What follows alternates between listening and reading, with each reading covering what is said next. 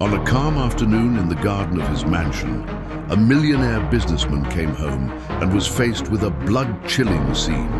The gardener's daughter secretly offering a strange liquid to his 6-year-old son in a wheelchair. The bottle bore a skull symbol, indicating extreme danger. In absolute panic, he was about to call the police. But when his son did something impossible, his world collapsed. The afternoon sun cast a golden light over the mansion's gardens, a spectacle of perfection that Richard, in another time, would have savored. Award-winning roses, whose sweet perfume drifted on the air, lined immaculate flower beds, and the deep green lawn looked like a carpet woven by divine hands. But for Richard Sterling, that beauty was merely a silent backdrop to the quiet tragedy unfolding in his life. He, a man who had built an empire, whose fortune was whispered about in society pages and whose decisions on Wall Street could alter the fate of companies, felt like the most powerless of mortals. All his money, his assets, and his vast estate could not buy what he desired most, a cure for his son. He'd come home earlier than usual, a deep unease having pulled him from the Manhattan skyscraper where his business empire thrived. He was walking silently across the marble terrace, his Italian leather shoes making no sound, when his eyes fell upon the scene that would make his heart stop. There, near the old oak tree, was Leo, his 6-year-old son, in his wheelchair. Beside him, crouching, was Lena, the gardener's daughter, a small girl of the same age with large, serious eyes. The scene would have been tender, the image of a pure friendship blooming in the midst of pain, were it not for the object in the girl's hands. It was a small, dark glass vial, and etched on its label, unmistakable and terrifying, was the symbol of a skull and crossbones. Poison. The air fled Richard's lungs. A sharp ringing filled his ears, drowning out the birdsong and the whisper of the wind. His mind, accustomed to analyzing complex investment spreadsheets and cash flows, short-circuited. He saw, in slow motion, little Lena uncap the vial and lift it to his son's lips. Leo, his Leo, who trusted everyone with an innocence life had not yet stolen, opened his mouth obediently. Richard's world shrank to that single gesture, to that drop of dark liquid about to seal a fate he had spent the last 2 years desperately trying to reverse. Guilt, his constant companion since the accident that had paralyzed the boy, stabbed him with renewed ferocity. He had failed again. In his own home, under his own roof, his son was under attack. He thought of Valeria, his wife, the woman who had rescued him from the darkness after losing Helena. Valeria, always so careful, so dedicated to Leo's medical routine. She would be devastated. The idea of calling the police, of screaming, of doing anything, fought against the paralysis that had seized him. Why would this girl do this? Revenge, madness. She was the daughter of a loyal employee. It made no sense. Logic, the pillar of his life and his wealth, crumbled to dust. All he could think of was the liquid, the skull, his son's open mouth. With a roar that tore from his throat, he finally moved, propelled by a primal panic. He sprinted across the lawn, stumbling over his own feet, desperation giving him a speed he didn't know he possessed. "No!" he screamed, the word exploding into the serene afternoon air. He was only a few feet away, his arm outstretched to snatch the vial from the girl's hands. Terror transformed into blind fury. Lena startled, her eyes wide, but she didn't drop the vial. Leo looked up at his father, his pale face a mask of confusion. Richard was about to reach them, the scream still echoing in his mind, when something brought him to an abrupt halt. It wasn't a sound or a word, it was a movement, an impossible movement. He lowered his eyes to Leo's legs, inert for 2 years, and saw them tremble. Then, with a sudden, clumsy spasm, the boy's right leg kicked forward, striking the wheelchair's wheel with a dull thud. Richard froze, his heart hammering against his ribs, his mind short-circuiting, unable to reconcile the poison in one hand and the miracle he had just witnessed. Time seemed to stretch and contract. Leo's kick, weak and uncontrolled, was like a thunderclap in the silence of Richard's heart. He stood there, paralyzed, his mind a storm of impossibilities. Poison and life, the skull and the movement. Nothing made sense. He lowered his gaze to Lena's frightened face. The fury that had consumed him seconds before dissipated, replaced by a confusion so profound it left him breathless.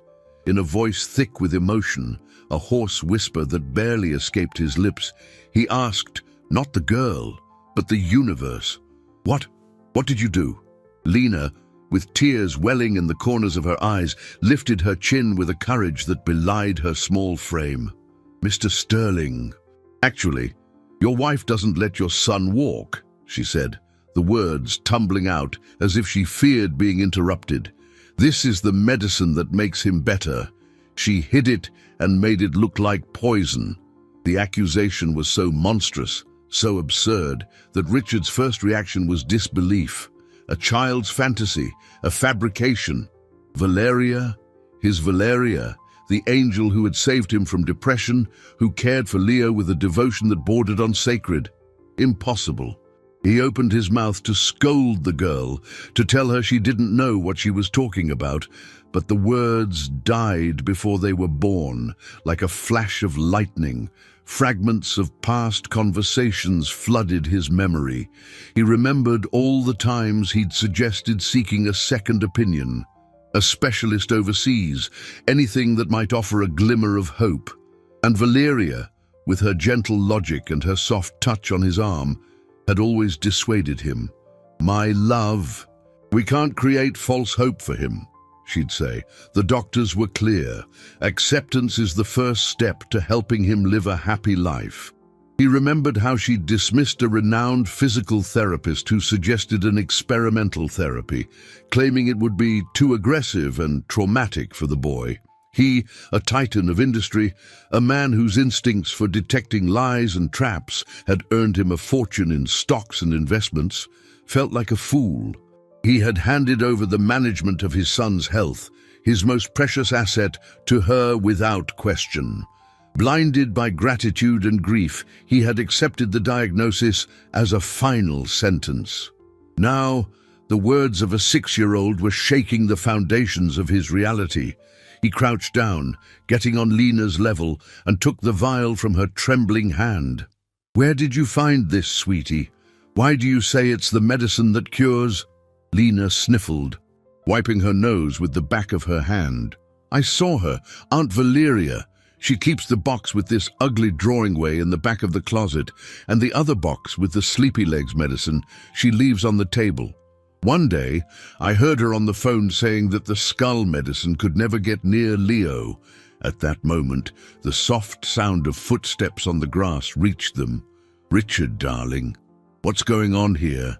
Valeria's voice was melody, the very picture of calm concern.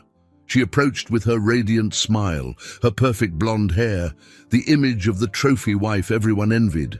Her eyes moved from Richard, crouched on the grass, to Leo, who was staring at his own leg with an expression of astonishment, and finally to Lena, small and scared. Valeria's smile faltered for a fraction of a second when she saw the vial in Richard's hand. It was an almost imperceptible twitch, but to Richard, whose senses were now on high alert, it was a confession. He stood up, hiding the vial behind his back, his heart beating erratically. He looked at her face, the face he had loved, and for the first time, beneath the mask of perfection, he saw a crack. He needed time. He needed to think. He needed to protect his son. And he knew that from that instant on, he was in a dangerous game where one wrong move could destroy everything. Valeria's smile recomposed itself so quickly that Richard almost doubted what he'd seen. She drew closer, the floral scent of her perfume enveloping him, a fragrance that once brought him comfort but now felt suffocating. "Darling, you look pale. "And you, Lena, why are you crying?" Her voice was pure silk, the concern perfectly staged. She reached out to touch Leo's arm, but the boy, still dazed by the movement of his own leg, flinched instinctively. The gesture did not go unnoticed by Richard. "We were just talking," he said, his voice sounding strange and forced to his own ears. He felt the eyes of his wife and the little girl on him, a silent tribunal where he was both judge and the defendant of his own naivety. He had to get Leo and Lena out of there. He needed a safe space to understand the scope of what was happening. "I think Leo's tired. I'm taking him inside," Richard said, moving to push the wheelchair. "And Lena, your mother must be looking for you. You should go." Valeria frowned, a delicate crease of feigned concern. "But he's barely had any sun today. I was about to bring his snack out here." "He can rest for a bit and come back out later," Richard insisted, his voice gaining a firmness that surprised her. He looked at Lena, and Sis, with an almost imperceptible nod, indicated she should leave. The girl got the message. With a final, frightened glance at Valeria, she turned and ran toward the small staff cottage at the back of the property. Valeria watched the girl run, an unreadable expression in her blue eyes. "That girl, always where she isn't wanted," she murmured, more to herself than to Richard. The seemingly harmless phrase sounded like a veiled threat. Richard pushed Leo's chair across the garden, feeling Valeria's gaze boring into his back. Every step was heavy, every foot of ground covered, taking him further from the reality he had known and deeper into a nightmare.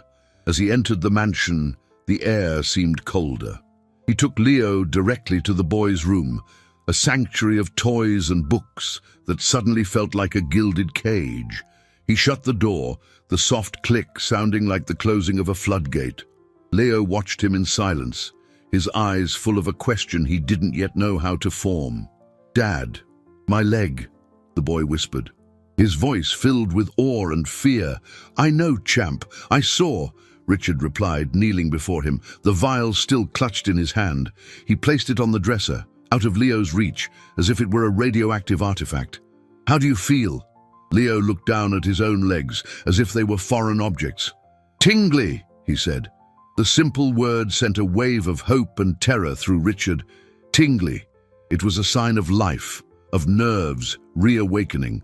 Proof that the paralysis might not be the death sentence he had been told it was. He knew what he had to do. He had to act fast, discreetly. He couldn't confront Valeria yet. If Lena was right, he was dealing with a woman capable of unimaginable cruelty.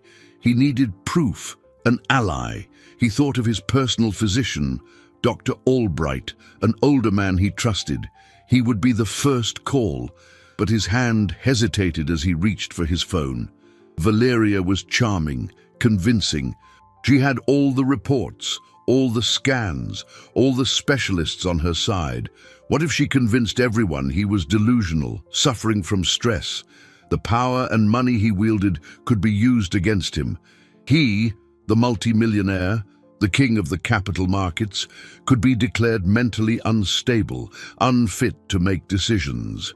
The fortune he'd built could become his own prison. He needed someone outside Valeria's circle of influence, someone who couldn't be bought or manipulated. That's when the image of an old face surfaced in his mind. Dr. Ramirez, a brilliant but reclusive neurologist who had abandoned clinical practice after a personal tragedy. He was the only chance, but finding him and convincing him would be the first of many hurdles. From outside the room, he heard Valeria's footsteps approaching down the hall. He slipped the vial into his pocket and forced a smile for his son. The game had begun. Night fell on the mansion like a heavy shroud, bringing with it a palpable tension. Dinner was a silent torture. Valeria, sensing the subtle shift in Richard's demeanor, redoubled her charm and attentiveness. She talked about vacation plans, about a new art investment she was considering, weaving a web of normalcy that Richard struggled not to tear apart. He responded in monosyllables, his mind miles away, drawing up plans, weighing risks. Every smile from her seemed a mask, every gentle touch an act of deception. He felt like an actor in a macabre play where the audience was himself and the prize was his son's life. The vial in his suit jacket pocket seemed to burn against his skin, a constant reminder of the monstrous truth he needed to uncover. While Valeria enthusiastically described the dividends from an investment fund she had suggested, Richard watched Leo. The boy was quiet, pushing food around his plate, but his eyes, every so often, would drift down to his own legs hidden beneath the table, as if expecting them to move again on their own. There was a glimmer there, a spark of hope Richard hadn't seen in 2 years. That spark was all that mattered. For that spark, he would risk his fortune, his reputation, everything. After putting Leo to bed, faking a headache to avoid Valeria's proximity, Richard locked himself in his study. The vast room, with its mahogany-paneled walls and shelves filled with books on economics and finance, had always been his sanctuary, the control center of his empire. Now, it felt like a prison cell. He sat in his leather chair, the city glittering outside, and began his search. Finding Dr. Ramirez wasn't easy. The neurologist had vanished from public life, leaving a legendary career behind. Richard called in favors, leveraged his network, and after hours of frantic searching, he got an address, a small clinic in a rundown neighborhood, nearly forgotten by the city. The second part was harder, convincing the man to help. He knew money wouldn't be the primary argument. Ramirez was a man of principle, driven by intellectual challenges, not wealth. Richard would have to present the case in a way that would pique the reclusive doctor's interest. He spent the rest of the night preparing, studying the few articles he could find on the most potent muscle relaxants, trying to understand how they could simulate paralysis. The more he read, the more terrible sense Lena's story made. The next morning, he told Valeria he had to handle an urgent problem with one of his international holdings, an excuse that would buy him the entire day. The lie came with a facility that frightened him. He was learning to play her game. Before leaving, he stopped by Leo's room.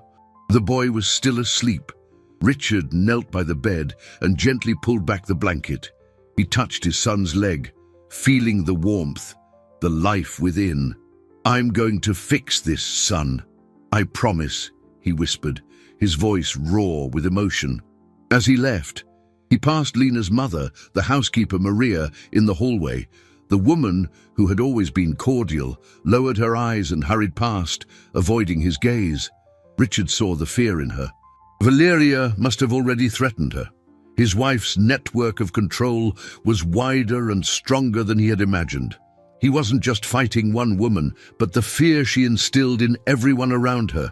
Dr. Ramirez's clinic was a modest building, squeezed between a bakery and a laundromat.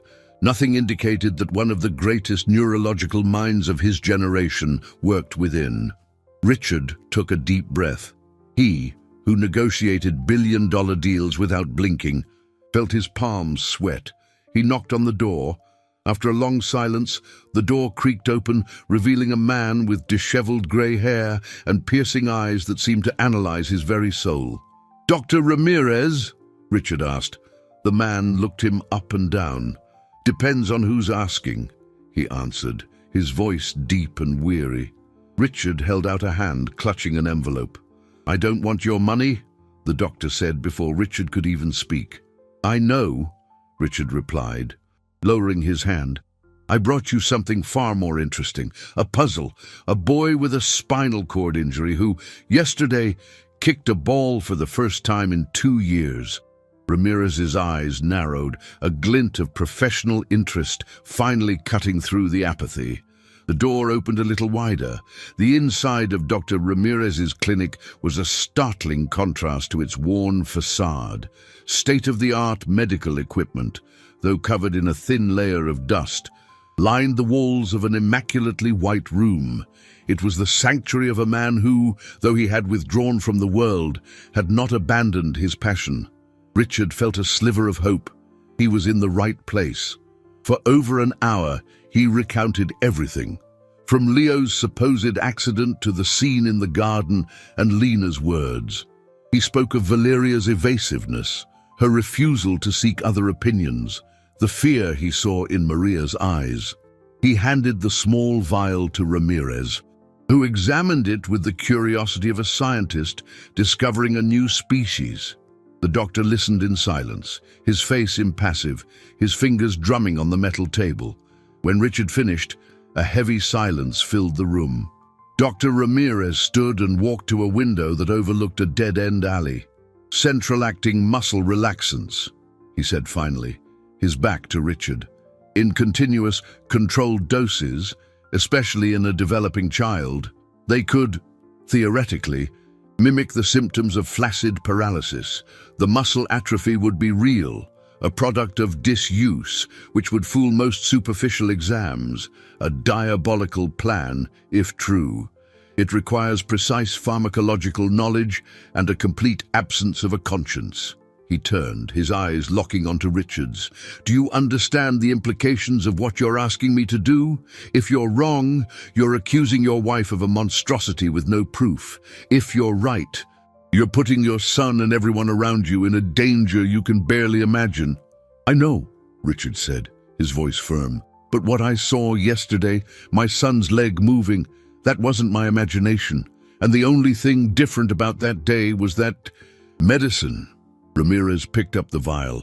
"I need to analyze this content, and I need to examine the boy, but I can't go to your house. It's too great a risk. If your wife is doing what you suspect, she monitors everyone and everything." The obstacle was clear. How could he get Leo out of the mansion for an examination without Valeria knowing? She controlled the boy's schedule with an iron fist, from his physical therapy to his lessons with a private tutor. Every minute of Leo's day was programmed. Richard thought of the vast fortune he possessed, the private jets, the luxury cars, the assets spread across the globe. None of those resources seemed useful now. The challenge was logistical, a matter of stealth and deception, not power or money. "I'll find a way," Richard promised, his mind already working on a plan. "I need 48 hours. "You have 24, Ramirez countered, his tone final. The compound in this vial could be an antidote or simply a placebo that coincided with a spontaneous recovery, however unlikely. But if the other substance, the one causing the paralysis, is administered again, it could mask any improvement. "Time is critical," Richard agreed. Leaving the clinic, the weight of the world on his shoulders, he called his right-hand man at the firm, Marcus, the only man he trusted implicitly.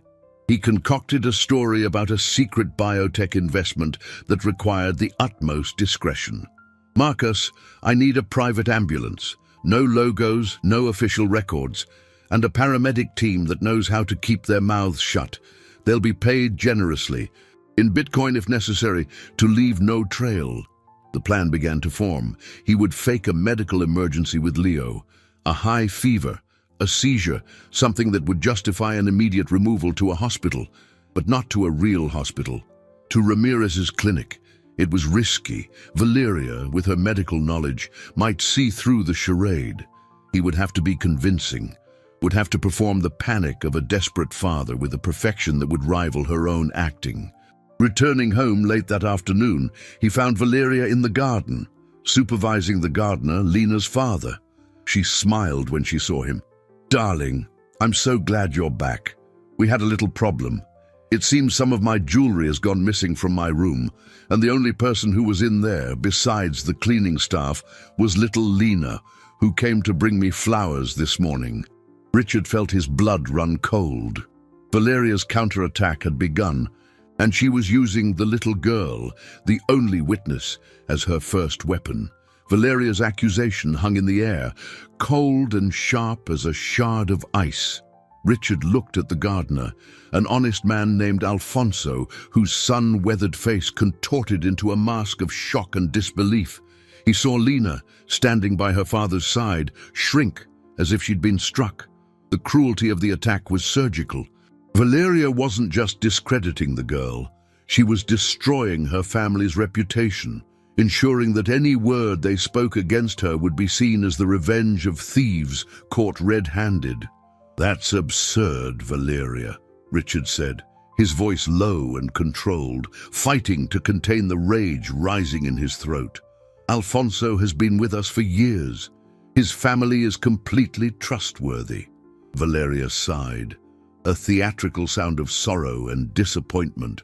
"I thought so too, my love, but the jewelry is gone. A diamond necklace and a pair of earrings you gave me. You know, the ones worth more than this family's entire net worth." The mention of monetary value was deliberate, a way to underscore the gravity of the accusation and the impossibility of restitution. She turned to Alfonso, the mask of sympathy giving way to an authoritarian chill. "I'm very sorry, Alfonso, but I'll need you to pack your things. I can't have people I don't trust living on my property and near my son." The words "my son" struck like a blow. She was claiming Leo, isolating Richard. "You can't do this," Alfonso protested, his voice trembling. "My daughter didn't take anything." "She's a child," Lena began to cry, a muffled sob against her father's leg. Richard knew that arguing there in front of everyone was a trap. Valeria would make him look like a naive husband defending thieves against his loyal wife. He had to get them out of there, protect them. He placed a hand on Alfonso's shoulder. "Alfonso, please, just do as she asks for now. I'll sort this out, I promise."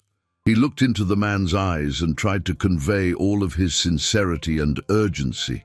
Alfonso, seeing something in his employer's gaze that went beyond the current situation, nodded slowly, defeat etched on his face.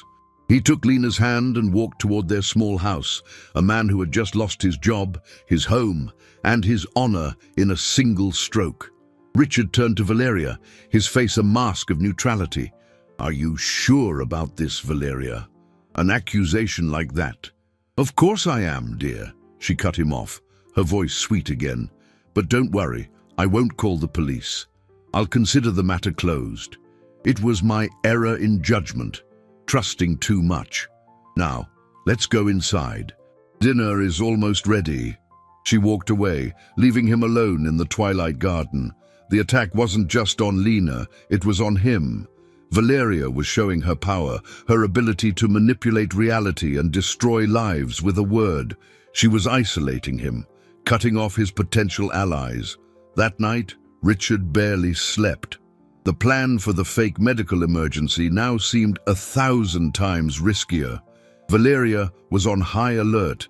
If he failed, she wouldn't hesitate to use the mental instability narrative against him.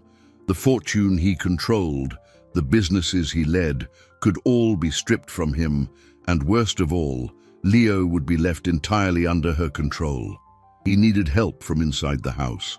His thoughts turned to Maria, the housekeeper and Lena's mother. She was terrified, but she was also a mother.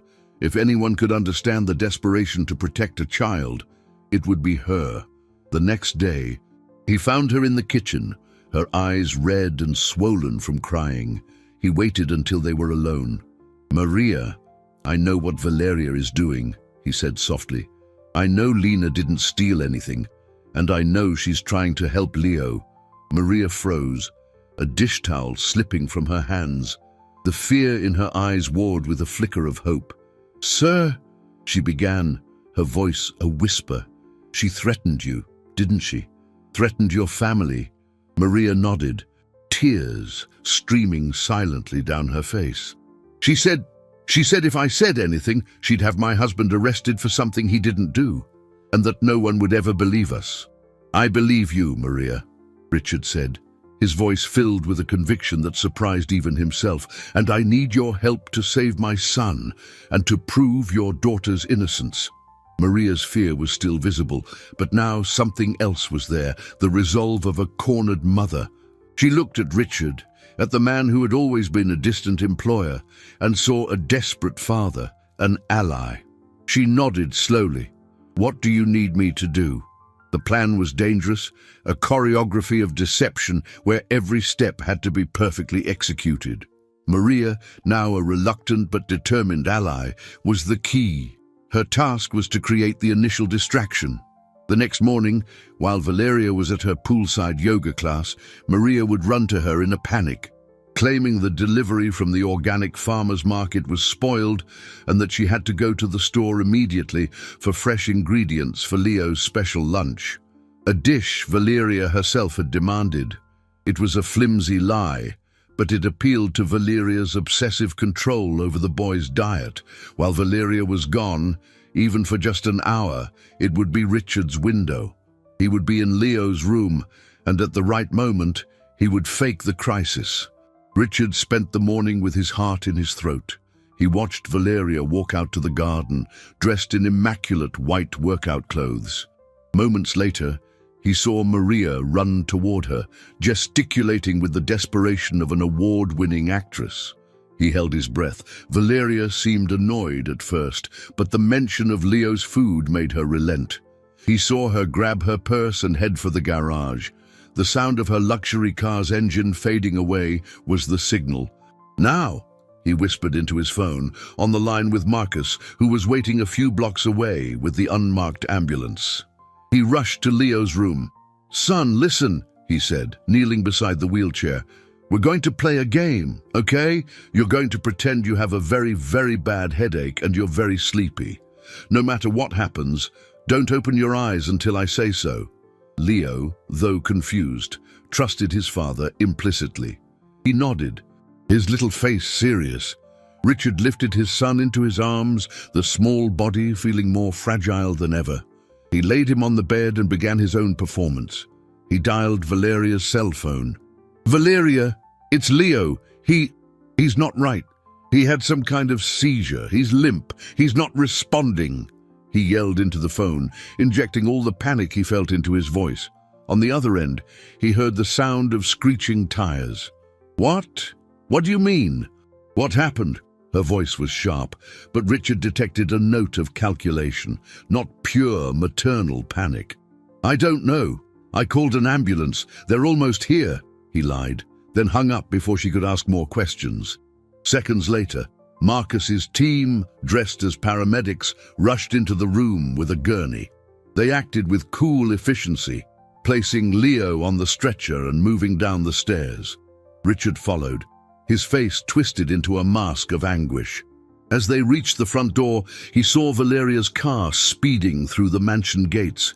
She hadn't gone to the market. She'd been waiting, watching. Richard's heart plummeted. The plan had failed. She would catch them. Valeria jumped out of the car before it had even fully stopped, running toward them. "Stop! What are you doing? Where are you taking him?" she shrieked. But just then, something unexpected happened. Leo, who was supposed to be feigning unconsciousness, opened his eyes. He looked at Valeria, his face pale, not from pretend sickness, but from a genuine fear. And then, in the clear, trembling voice of a child who has finally found the courage to speak a terrible secret, he said, "Daddy, I don't want Aunt Valeria's shot, the one that makes my legs fall asleep." The world stopped. The paramedics froze.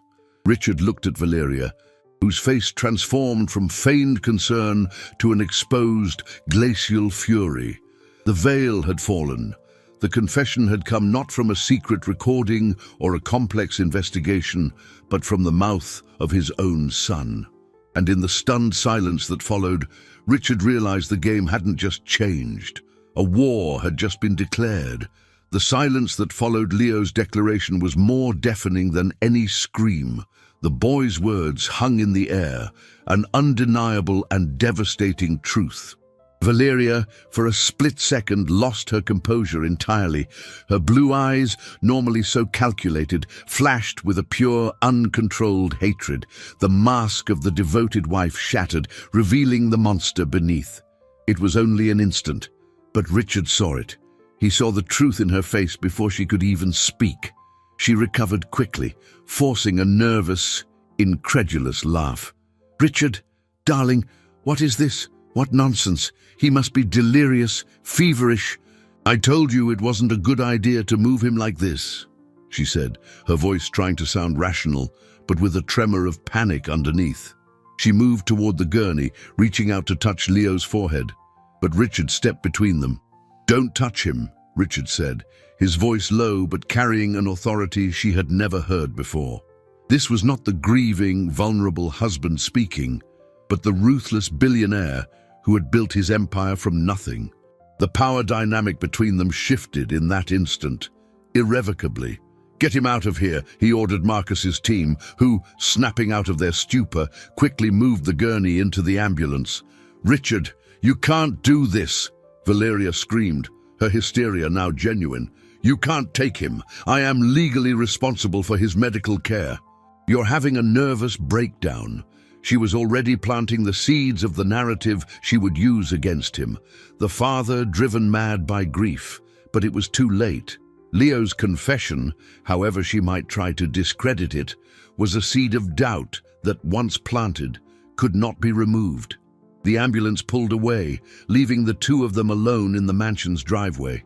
The confrontation was inevitable. "What do you think you're doing?" she hissed. "Abandoning all pretense. I'm taking my son to see a real doctor," he replied, his gaze locked on hers. "One who isn't on your payroll." "You have no proof of anything," she spat. "Just the delusions of a sick child and the lies of a family of thieves that I, out of kindness, fired instead of calling the police."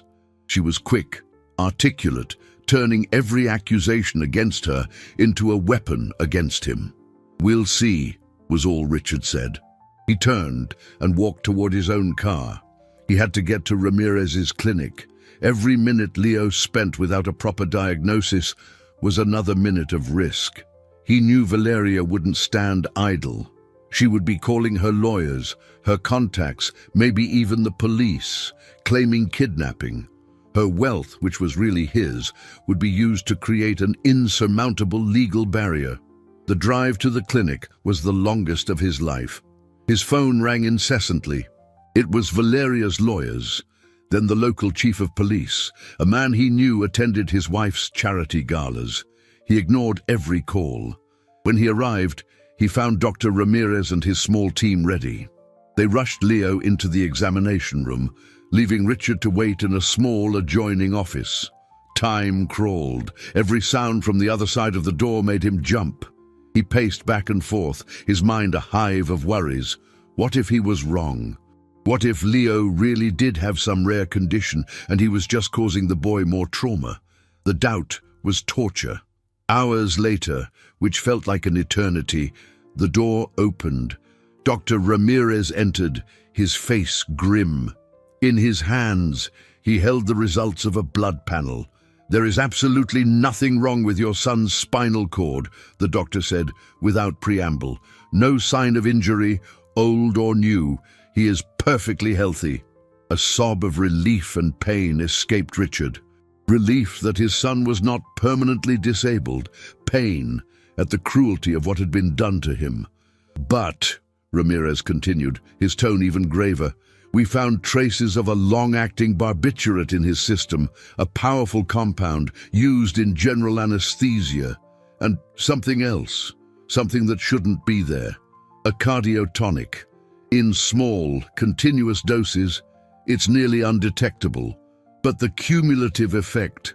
Richard, whoever is doing this isn't just paralyzing your son. They are very slowly stopping his heart." The floor seemed to vanish from under Richard's feet. The truth was infinitely worse than he could have ever imagined. It wasn't about control, it was about inheritance. She didn't just want Leo in a wheelchair, she wanted him out of the picture, permanently. Dr. Ramirez's revelation hit Richard with the force of a physical blow. He dropped into a chair, the air knocked from his lungs. The walls of the small office seeming to close in on him. Poison. The word echoed in his mind, a sinister, unceasing drumbeat. It was a malice so profound, so calculated, his brain refused to fully process it. He thought of all the times Valeria had personally prepared Leo's supplements, the colorful juices she insisted were essential for his health. He thought of her feigned devotion, the sweet smiles that masked the darkest intent. His son's suffering for the past 2 years wasn't chance, an accident of fate. It had been a meticulously planned torture, and the fortune he had built, the empire meant to be Leo's legacy, was the motive. She wanted it all, the entire inheritance, without the burden of an heir. "Is he going to be okay?" was the first thing Richard managed to ask, his voice hoarse. "We'll start a detoxification treatment immediately," Ramirez said. "He's young, he's strong. The chances of a full recovery are excellent, provided the substance is completely eliminated and he is not exposed to it again. The motor recovery will take time and intensive physical therapy, but the prognosis is good." A small wave of relief mixed with the sea of horror. Leo could be saved. That was the only thing that mattered. Everything else, the money, the business, the betrayal, was secondary. But to save Leo, he had to neutralize Valeria, and she was already on the move. As they spoke, Richard's phone vibrated with a notification from his lawyer. Valeria had filed an emergency petition with the court. The claim, Richard, suffering a stress-induced psychotic break, had abducted his own son from a safe treatment environment. She was demanding sole medical guardianship and a restraining order against him. "She's got a hearing for tomorrow morning," Richard said, showing the email to Ramirez. "She has reports from respected doctors backing up Leo's original diagnosis. She's going to paint me as a dangerous lunatic." "And she might succeed," Ramirez admitted grimly. "The legal system tends to trust established experts. We have the truth, but they have purchased credibility. We need more than just these lab results. We need irrefutable proof of her intent." The image of Lena, small and brave, returned to Richard's mind. The girl had said her mother.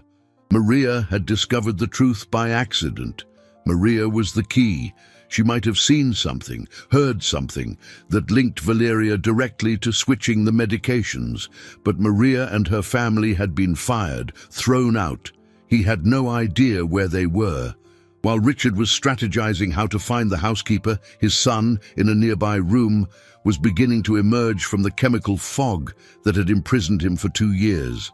As the treatment began, small sensations returned, a tingling in his toes, an itch on his calf, and with the sensations came fragmented memories, confusing images, muffled sounds. He remembered being sleepy, always so sleepy. He remembered Aunt Valeria giving him a special juice before bed, a juice that tasted bitter, and he remembered something else. One night, shortly before his legs stopped working, he had woken up thirsty. He'd gone to the kitchen, limping slightly, and heard Valeria's voice coming from the study. She was on the phone. He didn't understand all the words, but a few stuck in his childish mind. Words like accident, dosage, and Helena.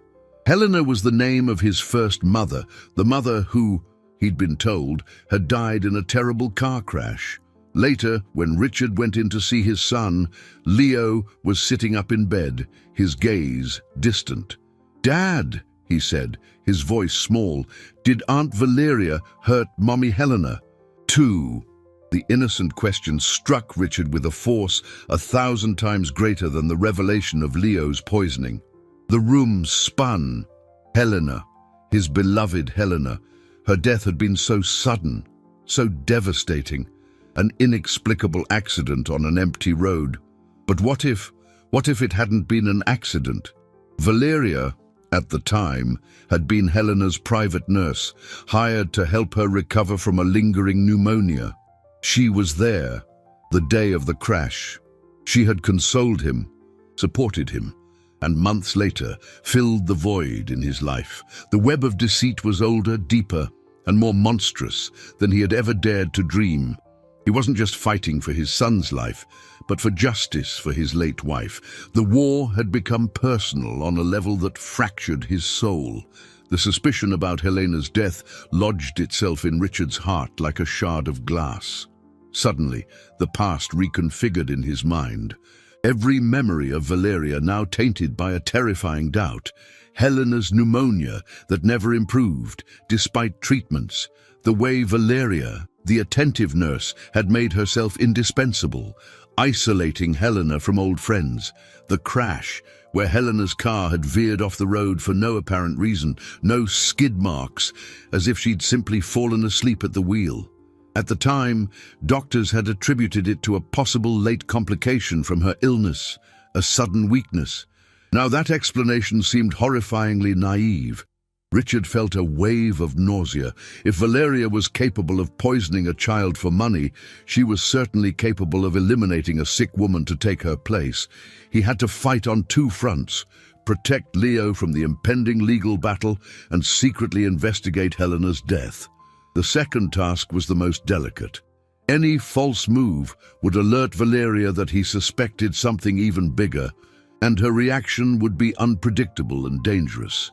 He contacted the one man who could conduct such an investigation without leaving a trace, a former intelligence agent who now ran an elite corporate security firm. The payment, a significant transfer in cryptocurrency to ensure anonymity, was made from Ramirez's clinic. The instructions were simple: re-examine everything about Helena's accident. The police report, the autopsy, the medical records, Valeria's life before she entered theirs. Meanwhile, the hearing loomed. Richard's lawyer warned him the situation was dire. Valeria had presented affidavits from two renowned physicians attesting to Leo's condition and Richard's emotional instability. Dr. Ramirez's report, from a doctor who hadn't practiced in a hospital for years, would be easily dismissed as the opinion of a quack. The only hope was Maria's testimony. Richard used all his resources to locate her. He discovered that her husband, Alfonso, had been arrested that very morning on a trumped-up theft charge from a former job, a setup clearly orchestrated by Valeria to silence the family for good. Maria was in hiding, terrified. Richard managed to get a message to her through an intermediary, begging her to testify, guaranteeing her the best legal protection for her husband. In the clinic room, Leo was making remarkable progress. The physical therapy, though painful, revealed the strength that still existed in his muscles. He could already stand with support, a feat that filled him with radiant pride. His memories, however, continued to surface in disturbing fragments. He told Richard about a special tea Valeria would give Helena every night, and about a day he overheard Valeria on the phone, laughing, saying that soon the treasure would be all hers. They were the memories of a 4-year-old, impressionistic and perhaps inaccurate, but together they painted a horrifying picture. The weight of guilt nearly crushed Richard. He had brought his wife's murderer into his home, handed her his son, his heart, his trust. His blindness had cost Leo years of suffering and perhaps Helena her life. The night before the hearing, Richard received a call from his investigator. "We've got something," the man said. "The nurse, Valeria, before she worked for you, she was a caregiver for 2 other wealthy, elderly men. Both died of natural causes and left her a considerable portion of their estates. In both cases, the original heirs contested but lost. And your wife's pneumonia, the drug cocktail found in her medical records, is unusual. Some of those medications, in combination, can induce cardiac arrest and mask the signs of other substances." The truth was emerging, but perhaps too late. The next morning, as he prepared for the hearing that could take his son from him forever, Richard received another call. It was an unknown number. A distorted electronic voice spoke only 7 words, but they were enough to freeze the blood in his veins. "Stay quiet, or the little girl disappears. Lena." Valeria had made her cruelest move yet. She had kidnapped the child who started it all, turning the key to Leo's freedom into a hostage.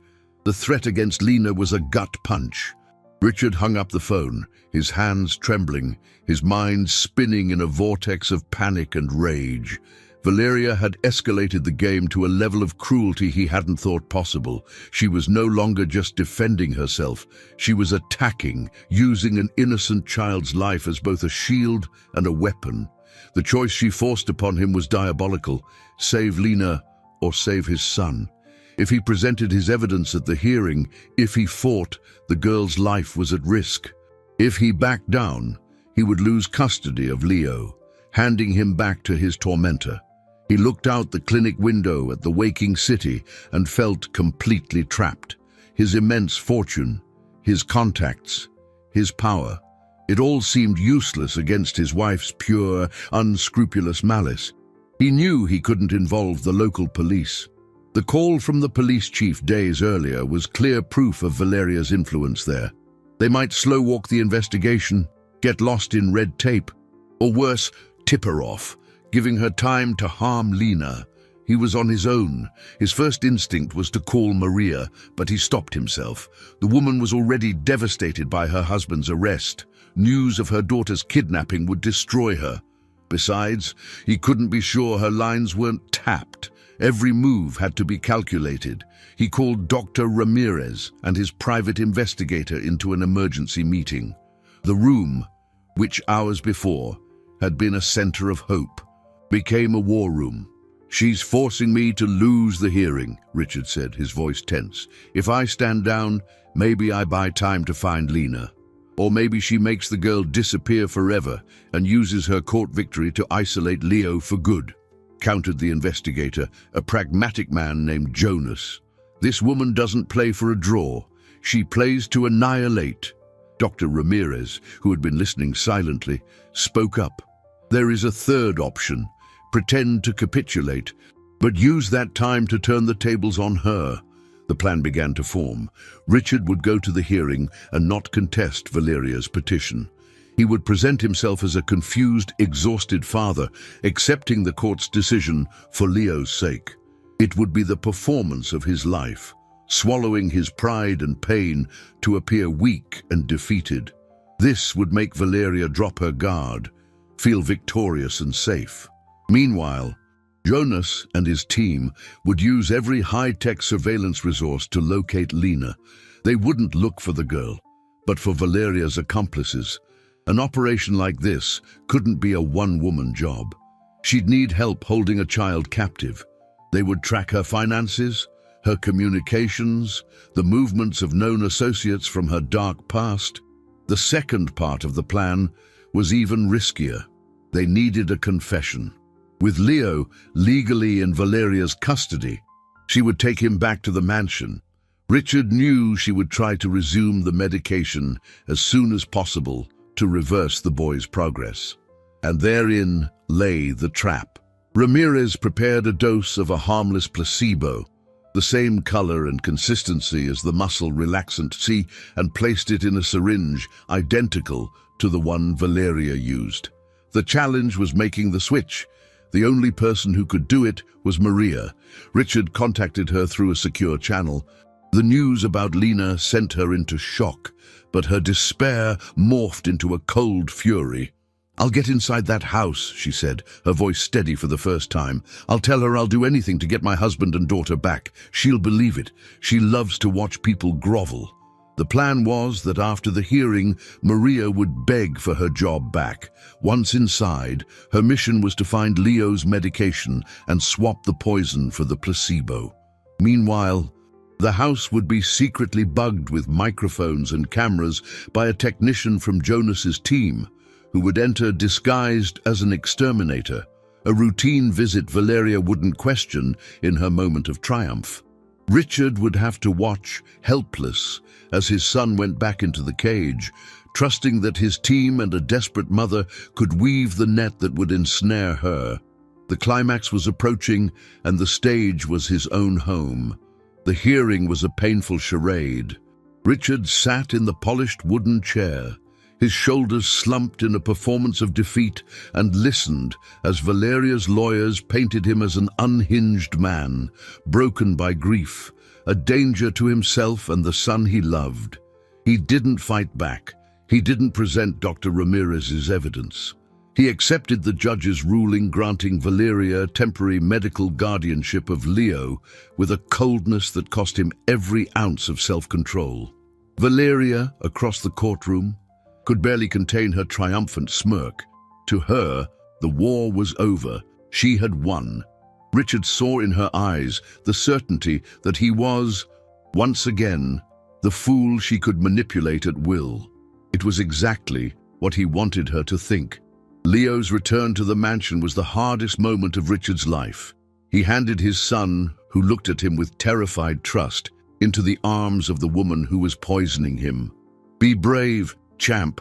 Remember our game," he whispered in Leo's ear, a code only the two of them understood. Valeria watched the scene with ill-disguised glee. Soon after, as planned, Maria arrived at the mansion, her face etched with pain. She threw herself at Valeria's feet, begging for her job, promising loyalty, saying she would do anything to help free her husband and find her daughter. Valeria's arrogance was her undoing. Flattered by the submission, she rehired Maria, seeing her as just another pawn on her board.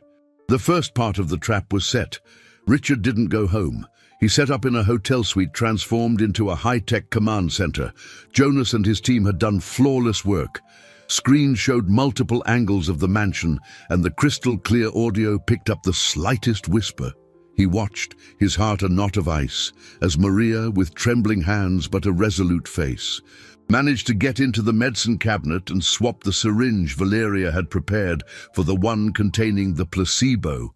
Now, it was all up to Leo.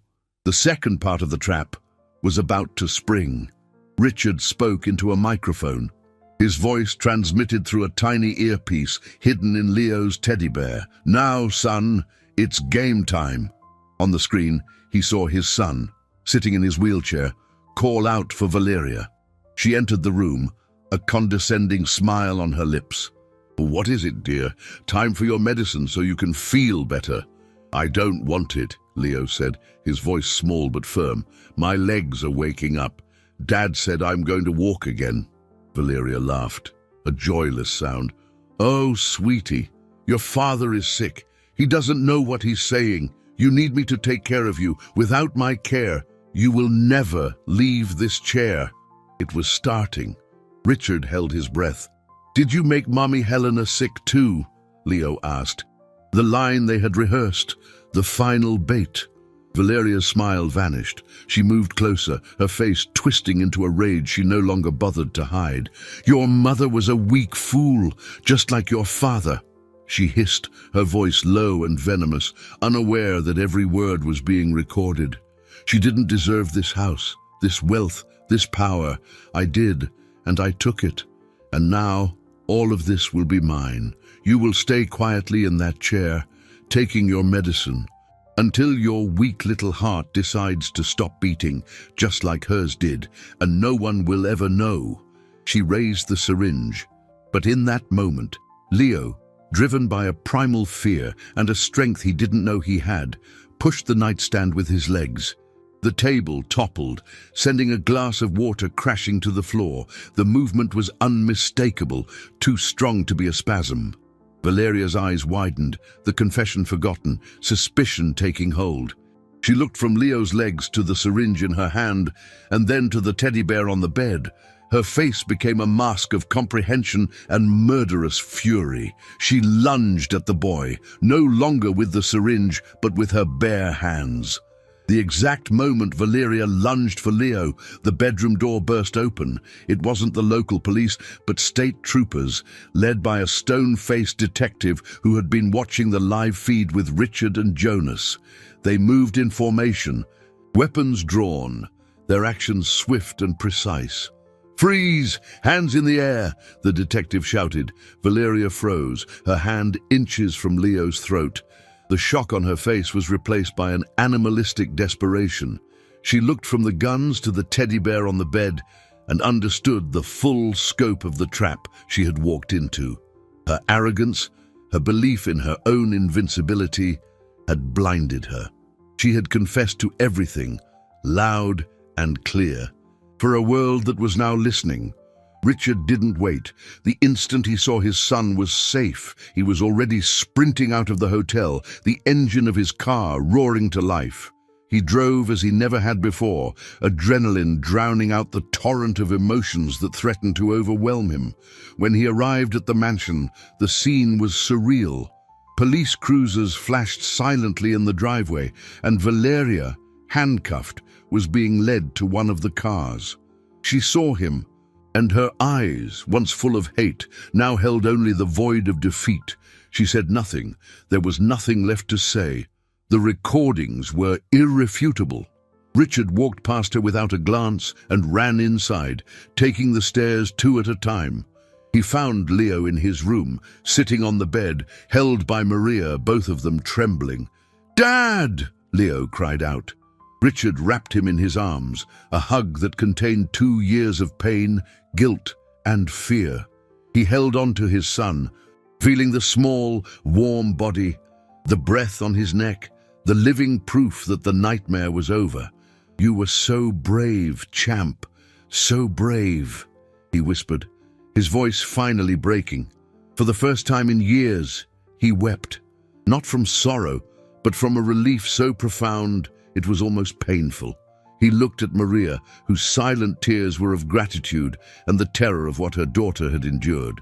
"Lena," he said, his voice firm again. "We're going to find her." Jonas entered the room, phone to his ear. He listened for a moment, then looked at Richard.